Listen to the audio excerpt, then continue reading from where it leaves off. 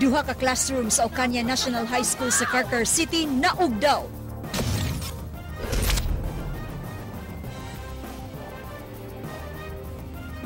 Magtiayon nagpatabang sa pulis tungod sa medical malpractice sa Vicente Sotto Hospital.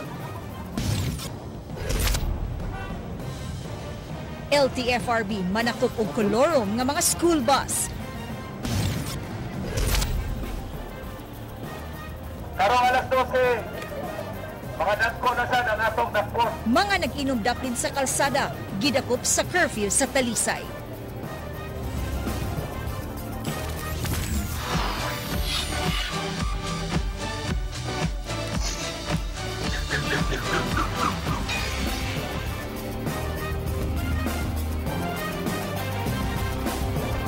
May ngapon sugbog kabisayan, naugdaw ang duha ka mga classroom sa Ocaña National High School sa Dakbayan sa Carcar kagabi. Ang wa maibot nga plug sa ceiling fan ang gitudlong hinungdan sa sunog. Kini gi-aksyon na ni Jinky Rosit.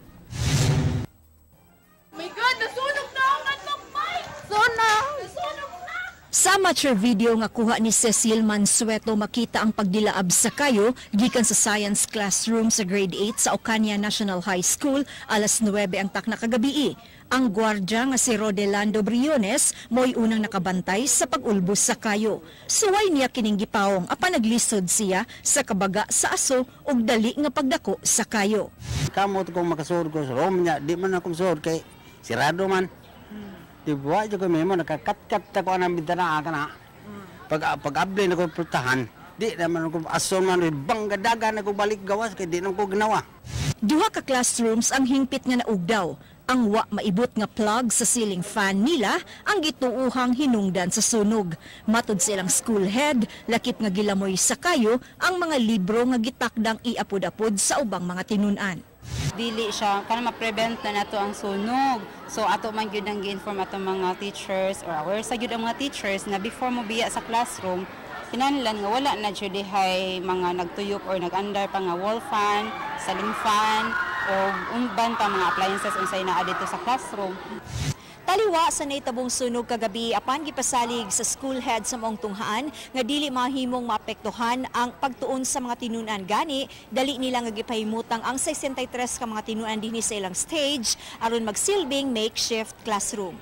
Duha ka klase ang naghuot sa ilang stage samtang gipangitaan pa og paagi kung asa sila mahimong ibutang. Tataw nga ang mga tinunan dili komportable sa ilang nahimutangan. Matud ni Hetchanova, hangyoon nilang elementary school aron makahuwam og temporary classroom. Naaman tay classroom nga giborrow nato last year. Nya gi-return na nato kay ilahas ang gamiton. Nya sa pagkakaroon sa atong sitwasyon, nag-need man gyud ta ana, ma'am. Nya with the help sa ato ang superintendent ni Sir Cyrus, gi-approach na ni Sir ang elementary. So, magamit na nato siya by tomorrow. Aron malikayan ang susamang insidente, naglaraw ang school head nga magbutang og circuit breaker sa matag classroom ug sa school building. Ang tunghaan, gitakda pang muhimo og inventory sa tanang nasunog, samtang bana-bana nila anaa sa 400,000 pesos ang danyos sa maong insidente. Alang sa Aksyon Bisaya, Jinky Rosit, News 5. Curfew sa mga menor de edad ug ang pagdili sa paghubog-hubog gipatuman sa syudad sa Talisay. Ang mga pulis hugot nga mupatuman sa ordinansa nga naaprubahan 14 ka tuig na ang nakalabay. Kinigiaksyonan ni Nino Libona. Pasado alas 10 kagabi, gipatuman sa kapulisan sa Dakbayan sa Talisay ang korpyo sa mga minor de edad. Lakip sa gipatuman ang pagpanakop ngadtong mga mag-inom gawas sa panimalay ug sa mga publikong lugar sa Dakbayan. Milanag og duha ka oras nga pagrubing sa mga pulis sa Talisay sa ilang pagpatuman sa curfew. Apan walay bisan usa nga minor de edad ang ilang nahipos sa kadalanan. Usa ka 13 anyos ang naatlan sa internet kapi og ilang giturn over sa mga barangay tanod nga mihatod sa batan-on sa ilang balay. Daan ang gipahibaw sa kapulisan ug mga opisyal sa barangay ang pagpatuman sa curfew.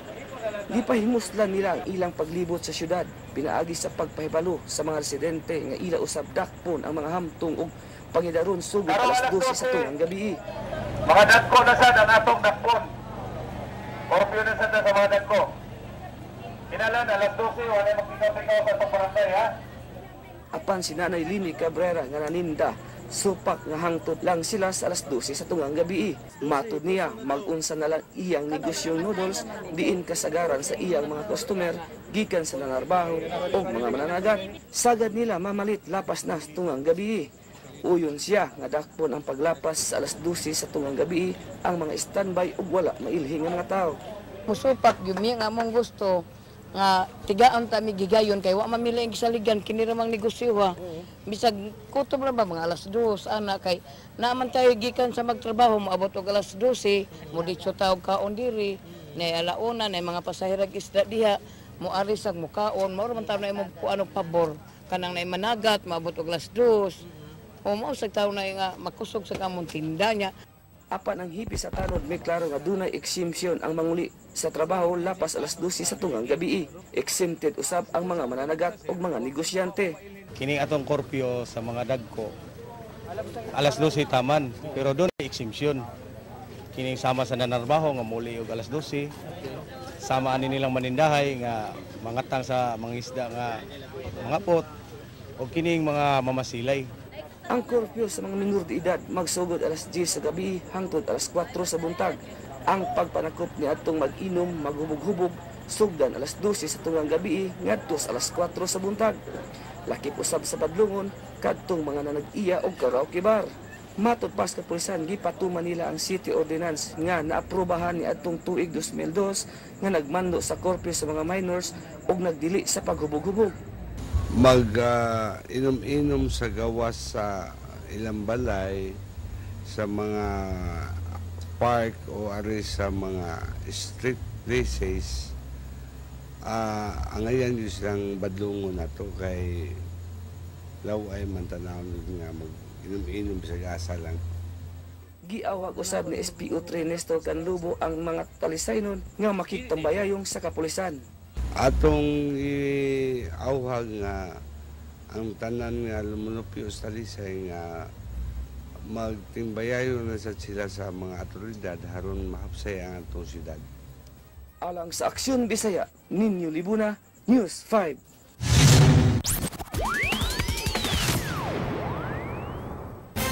Kumitiba nga maoy mutuki sa supplemental budget alang karong tuiga gitukod sa nahabiling upat ka mga konsehal sa Cebu City Council kaganiha. Kini giaksyonan ni Leslie Caminade Vistil. And I seriously doubt whether the acting mayor can by herself submit the revised proposed annual budget. Sama sa nagduda pa si Konsehal James Cuenco sa kapasidad ni Acting Mayor Margot Osmeña kung aduna ba kini gahom sa pagduso sa supplemental budget. Hinungdan nga atol sa ilang sesyon kaganiang buntag, nakadesider ang konseho sa paghimo og komitiba alang sa budget and finance. Unang gitudlo isip Pangulo si Cuenco apan ang dumili kini, samtang ang presiding officer nga si Lea Hapson wa midawat sa maong tahas. Hangtod nga nadesisyonan sa tanan nga si Cuenco na lang ang mangulo sa Committee on Budget and Finance. My serious reservations with regard to the authority of the acting mayor to submit the annual budget, the revised annual budget, considering that as acting mayor, she is only on a caretaker capacity. They will do everything to help me, the staff, they will provide me with the staff and the manpower and the expertise that I so badly need. So, in order for us to proceed, because since no one else will take the cudgels, and we really need to proceed with the deliberations on the budget. Si Acting Mayor Margot Osmeña siyang bahin miingon nga aduna siya authority sa pagpasa og budget kini base siyang pagpangonsulta niini siyang mga abogado. Matud pa ni Osmeña, iyang giduso ang 6 billion supplemental budget din iyang gilakip ang installment pay alang sa SRP loan, CCMC og renovation sa opisina unya ni newly elect Mayor Tomas Osmeña. But he returned it, so they did not question the authority when they returned it. And I think at that time, there was no, did they return it unanimous? Was there an objection to its being returned? I don't think so, no? So, so be it. Or as far as you know, Madam, an acting mayor can submit an annual budget. I'm sorry? As far as you know. Yes. Because, yes. Because I was informed by our legal that as acting mayor, I have the authority of a mayor. Alang sa Aksyon Bisaya, Leslie Caminade Vestil, News 5. Gidala sa usa ka pastor ang iyang igsuon ngadto sa kapulisan tungod sa bisyo niini. Ang inahan na balaka nga basin mapusilan sa mga pulis ang iyang anak tungod sa pagkalambigit niini sa gidili nga drogas. Kini giaksyonan ni Edwin Cañete. Gipangunoyan sa pagdakop sa usa ka pastor ang iyang igsuon nga iyang gihulagway nga adik na hilabtanon pa dito sa Barangay Carita alas 11 kaganeya. Gidala ni Pastor Miljon Hinalok sa Thief and Robbery Section ang iyang igsuon nga napaginaron og 19 anyos nga si Rene Hinalok. Napugos ang pastor sa pagpadakop sa iyang igsuon kay makadaghan na siya nakawatan ini og mibahad nga patyon sila. Ang last niyang gibuhat ang balde gipambuak gaya namong nilabahan sa kumama baguhay lang ipanghug sa kanal nibahat pa jud siya na pamatyod niya kung matama ko na siya. Giangkon ni Re nga siya nangawat og tigamitan og drogas. Ang iyang halin sa iyang gibaligya nga kinawat mao ang iyang ibayad sa drogas nga iyang inutang. 100. Pila naman ro yung una utang? Wala mo ka utang karon. Awa kay pindi nga utang. Nagpasamaton ang inahan ni Rene nga gipatakop ang iyang anak gumikan sa kahadlok at tingali og mapusilan og mapatay na inoon sa mga pulis. Para nimo mother mas maayo mapreso kaysa mapusilan siya sa gawas. Oh, bitaw mas maayo jud kay kung imo na tan-awan patay na. Saan pa mahimo na to ana. Alang sa Aksyon Bisaya, Ed Cañete, News 5. Katukuran sa Cebu Provincial Anti-Drug Abuse Office, formal nang naaprubuhan sa Junta Provincial. Si Lorraine Lumanta sa report. Hingpit na nga nahimong opisina ang kani Cebu Provincial Anti-Drug Abuse Commission kon si PADAC. Matod ni Vice Chairman Ivy Durano Meca, ang maong buhatan nga gilangkuban sa 24 ka miyembro nga nagrepresentar sa government ug private sectors. Bahinon sa duha ang maong buhatan diin dunay mohandol sa administrative functions samtang lain sab ang ibutang sa mga operation. For the admin division, there will be 5. For the operations division, including the community organizers that will represent per district, we have 15 under the operations. That excludes the department head, the assistant department head, plus 2 section heads. Wa pa hinuon matuki kung pila ang posibleng mga suhulan sa mga kawani sa maong buhatan sanglit gitakda pa kining tukion sa supplemental budget. Apan nasuta nga nagkinahanglan og 6 milyones ka pesos nga budget alang sa salary ang maong opisina sulod sa usa ka tuig niini nga operasyon. Dugang ni Meca, tulo ka mga dagkong programa ang gitakda nilang buhaton sa higayon nga mahimong fully operational na ang ilang buhatan. First gid natong buhaton is to establish the Subo Kontra Droga program. Since it is the mother program of SIPADAC, it is a holistic and a multi-sectoral gid siya nga programa. So mo gid hatagan natong focus. Secondly is we will strengthen the drug-free workplace program. No? Napatay daghan nga mga pending. And thirdly is we will focus on the rehabilitation and aftercare program. Alang sa Aksyon Bisaya, Lorraine Lumantas, News 5.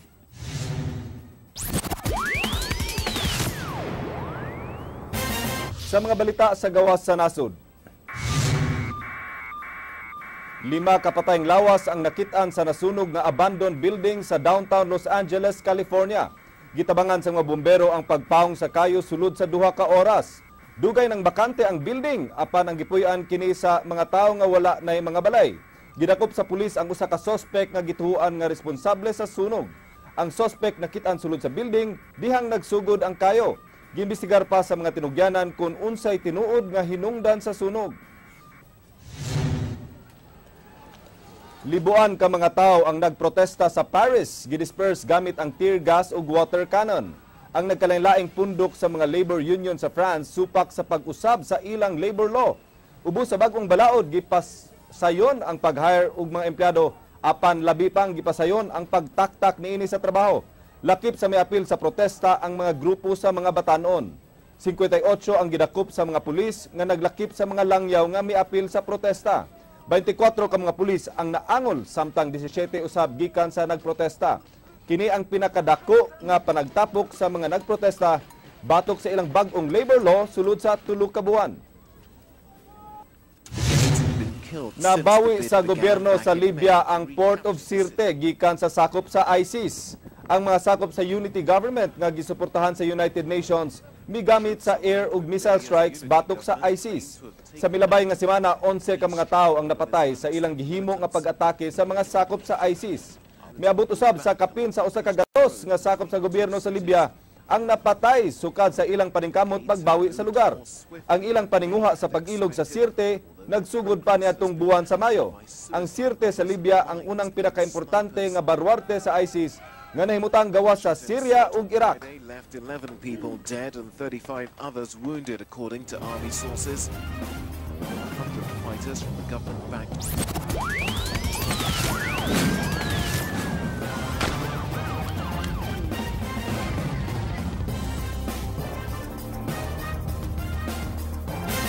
Managtiayon midangop sa kapulisan tungod sa kamatayon sa ilang bag-ong gipanganak nga bata sulod sa hospital. Kini gi-aksyon na ni Edwin Cañete.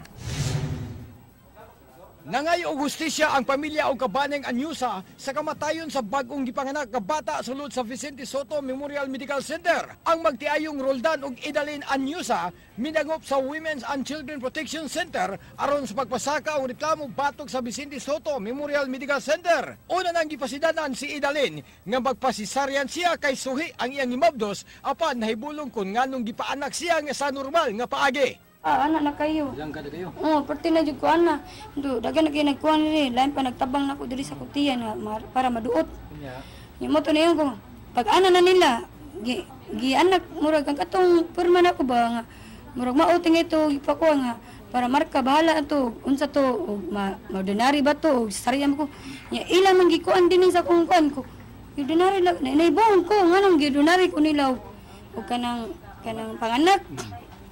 Nga dapat man ta saryanon ko. Nya mo to kaya na. Pag ana na, ingon to. Nang tiil naman ni or lupot na. Kaya ambot lang po nga giunsa to nila pagkuha kay ako kay utong na lang jud ko kay utong kay para magawas aron kay inato naman jud ko nila. Mo to pag abot na dito sa kanang sa kuan nagawas na ang til sa bata ug ang lubot. Ito ang ulo na bilin dinhi sa kong bilahan. Ang iyang bana nga si Roldan natingala na lang nga gipatawag siya sa mga nagdumala sa tambalanan o daling gipaadto sa nursery aron tabangon ang iyang anak. Di man nila tarungan ko ang pasyente ug way kwarta. Di man tagdong. Sige follow up gani nga kumusta ko asawa nurse moingon la.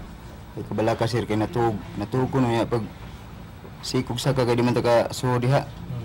Pagka tulong ako sa kaing anak nagkalitong nurse nga dagan na yung bata to sa nursery.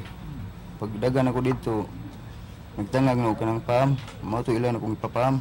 Ang igsuon ni Roldan na ngayo usab og hustisya alang sa iyang pag-umangkon. Hustisya among gipangita, bahalag pobre may ingani ordinaryo lami basta maro makakuan pud ba nga ang kami di mga pobre na di may hustisya. Usa ka fact-finding investigation himuon sa Women and Children Protection Centers nga nilambigit sa pagpanganak ni Idalin. Sa pagkakaroon ng fact-finding sa atong himuon, then if makita nato if there is really probable cause, then we will proceed kung unsay necessary case na ato ang hatag for the concerned personnel or staff sa hospital. Ano sa ka mag-start? Fact-finding investigation?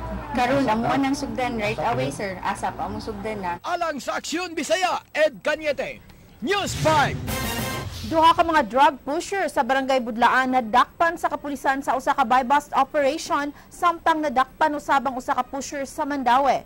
Kini gi-aksyon na ni Nino Lebona. Nasikop sa mga sakop sa Talamban Pulis ang 7 ka buwan nga mabdos uban sa iyang kapuyo sa gihimong buy-bust operasyon sa sitio Kapasan, Barangay Budlaan, Dakbayan sa Sugbok kagabi. Nadakpan sila Marcel Castro o Franklin Sarayno nga nakuhaan og pinakiti nga shabu nga kapin sa 3,000 pesos, 800 ka cash o 150 pesos nga buy-bust money. Naila ang maglibing partner nga namaligya og shabu sa iyang mga silingan. Murag taon na. Murag natunog naman iyang pangalan dito sa area. Katok na yung relocation? Mga kuha na siya, ang gigika na dito sa syudad, i-relocate niya. Ang dinakpan nga si Castro, miangkon sa iyang pagpamaligya og shabu. Ano sir? Kung sa may nagkuha niya ano yun, pupon-pon? Wala, kumpra-kumpra.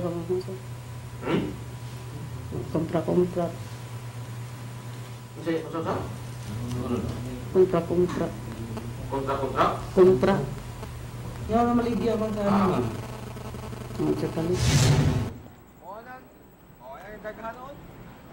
Napakyas ang mga pulis sa pagdakop sa subject sa ilang bypass operation. Apan nadakpan sa mga pulis ang kuyog niini nga si Joey de la Victoria nga taga Wireless Mandawi City.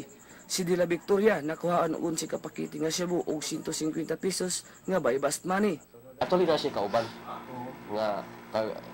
nga among gi at large kay nakasibat man. Instead duhan ni siya kabukin niya ang taang among targets operation. Ang katong usa kay mura bunto siya og moy parok. Uti mo dawat sa kwarta ihatag siya ha. Ni kahuman yahan na sang muna sa timo kuha og balik. Alang sa Aksyon Bisaya Ninyo Libuna, News 5.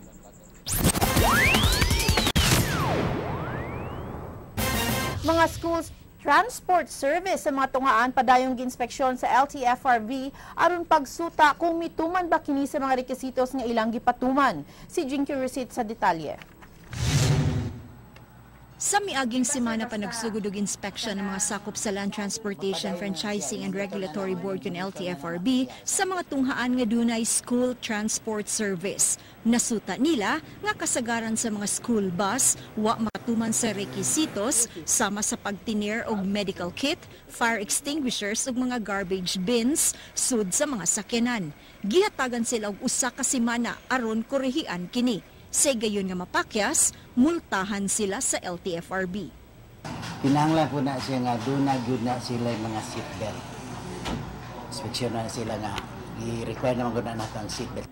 Wa na sab gitugutan ng mga school transport service nga 15 anyos pataas na nga makadagan pa. Kini aron pagsiguro nga luwas ang mga tinun-an nga sakay niini.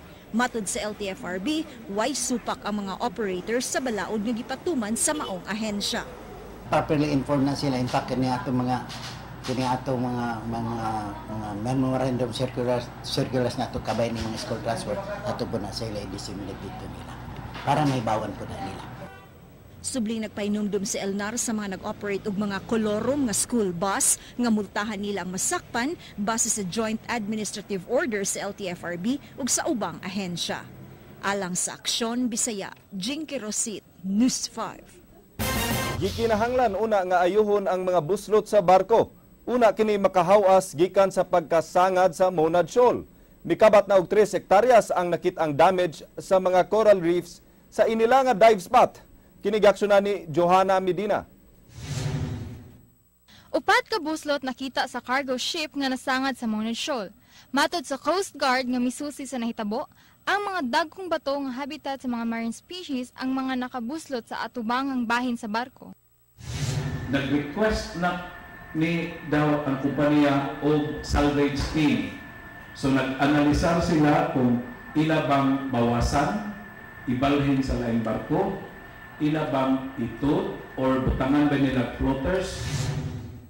Ang cargo ship nga Belrose gikan sa Nantong, China, nga nagkarga og clinker cement nga i-deliver sa usa ka cement factory sa lungsod sa San Fernando, Cebu. Ang kapitan sa barko mao si Vicar Neil D. de los Reyes ug adunay 20 ka Filipino nga mga crew. Dili madali ang paghawa sa barko gikan sa pagkasangad niini ug gikinahanglan una ayuhon ang mga nabuslot aron kini makalawig pagbalik. Walay nakita nga oil spill gikan sa barko. Okay? So muna atong anyon kay we want to send a message, you know, kay dianan man na siya ato din na siyang protektahan. Sa ulahing assessment, kapin sa 3 hektaryas na sa mga coral reefs ang nadugmok sa pagkasangad sa barko. Ang nasangaran sa barko sa Monad Shoal adunay gilawmon nga 12 metros. Makita sa Monad Shoal ang mga treasure sharks nga usa ka inila nga diving area. Sa pagkakaron, gidid-an una ang mga divers duol sa nasangad nga barko. Alang sa Aksyon Bisaya, Johanna Medina, News 5. Pangulo sa Association of Barangay Council mipadayag sa iyang kasagmuyo sa pagdakop sa usa ka barangay konsehal sa Barangay Labangon. Kini giaksyonan ni Leslie Caminade Vistil. Collective, considering that I am voicing out the sentiments of the many barangay officials who, by our act of standing for what we believe in is right, and by reason of our differing political views with the sitting government, were never given the chance to be heard, of neither treated fairly. Mipadayag siyang kadismaya sa ABC President Philip Zafra sa nitubo kang Labangon Councilor Rudy Tabasa. Sa iyang privileged speech sa lansasyon, iyang gikondinar ang gihimo sa mga sakop sa GSO, kinsa mipugos og dala sa konsehal ngadto sa Cebu City Police Office uban sa laing tulo ka pulis. Matod pa ni Zafra, way igong basihan ang pagdakop ni Tabasa tungod lang sa isyu sa sakyanan. Matod ni Zafra, gi-isyu kanila ang mga sakyanan sa syudad ug sila mo'y responsable niini. We were administratively and criminally charged before the office of the Ombudsman, and that we welcome the move as it will give us the opportunity to air our side in a proper forum, and if only to settle the issue once and for all. I ask what the arrest is for. Accordingly, for carnapping. The intention, according to my informant, was simply to humiliate me and likewise to demoralize the rest of the barangay officials. Midusog resolusyon si Zafra nga nagmando kang Ronald Malacora sa pagsumeter sa explanation kung unsay ang papel diha sa General Services Office. Nang hinaot si Zafra nga di manghilabot ang kapulisan ug di magpadala kung si kinsa man ang mumando kanila sa pagpataka ug panakop. Is he now the head or the officer in charge of the General Services Office? He is the one making orders and or answering questions relative to city properties and the like, including the issue on service vehicles. Number 2, did he order the 2 GSO personnel, namely Kenneth Amar and Rafael Cabudilas, to cause the so-called citizen's arrest on Honorable Rodolfo Tabasa? If not, is he aware as to who made the order? Number 3, did they seek the assistance of the police? Si Ronald Malacora sa GSO miingon nga magpaabot lang una siya sa resolusyon ni Zafra. Nagdumili una siya sa pagkomentaryo kabahin niini. Si Acting Mayor Margot Osmeña kinsa gipasakaan og mga kaso tungod sa pagpadakop ni Tabasa mipadayag nga ang City Legal Office na ang manubag niini. Okay. For kidnapping, for what else? I'll just let the City Legal Office answer that. So pabuto lang nato, tubagon lang nato sa insaktong panahon. Nya ato lang i-refer sa abogado para sakto ba, di ba? Alang sa Aksyon Bisaya, Leslie Camina de Vistil, News 5. Ato lang balikan ugma no ang katong action showbiz ni Mr. JP Laucotsera. Yes. No? Kay nag-atang ra bagyod ang kadaghanan sa iyahang Word of the Gay. Gay. Nindot ra bata siya Word of the Gay, but then it'll be a surprise so tomorrow na lang. No? Kaya ako mutuo ko ni ini.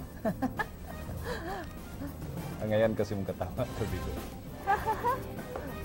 Ugbaw ka to mga balita sa Aksyon Bisaya, ako si Glenn Soco. Mga balita nga pundasyon sa ligdom nga opinyon ng konkretong solusyon, ako si Georgia Herrera. Bisan asa, bisan kanusa. Kapatid, kagilang ko to sa balita. Aksyon! Aksyon!